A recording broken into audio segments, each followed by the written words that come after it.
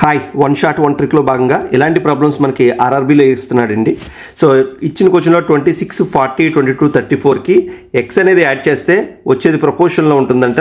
దాన్ని బేస్ చేసుకొని మనకి వై వాల్యూ ఫైండ్ చేయమని అడుగుతున్నాడు. ఈ ప్రాబ్లమ్ని ఈజీగా సాల్వ్ చేయడం కోసం నేను ఇచ్చిన నెంబర్లు 26, 40, 22, 34 తీసుకున్నానండి. సో ఫస్ట్ మనం ఏం చేస్తానంటే వీటి యొక్క డిఫరెన్స్ని ఫైండ్ చేస్తున్నాను. ఎప్పుడైతే డిఫరెన్స్ ఫైండ్ చేస్తున్నానో 26కి 40కి డిఫరెన్స్ నాకు 14 వస్తుంది. అదేవిధంగా 34కి 22కి డిఫరెన్స్ నాకు 12 వస్తుంది. వీటిని ఇంకా సింప్లెస్ట్ ఫామ్లో రాసుకోవడం కోసం 2లో 7 టైమ్స్ పోతుంది, ఇది 2లో 6 టైమ్స్ క్యాన్సిల్ అవుతుంది.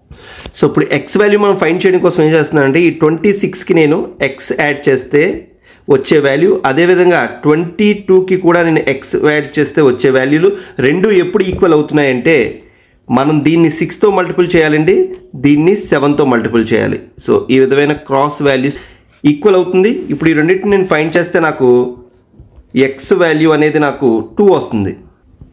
నాకు వచ్చినటువంటి ఎక్స్ వాల్యూని తీసుకెళ్ళి నేను ఇందులో సబ్స్టిట్యూట్ చేసుకుంటే నాకు ఏమవుతుందండి, 4 2s 8 by y is equal to y by 7 2s 14 minus 6 అంటే 8.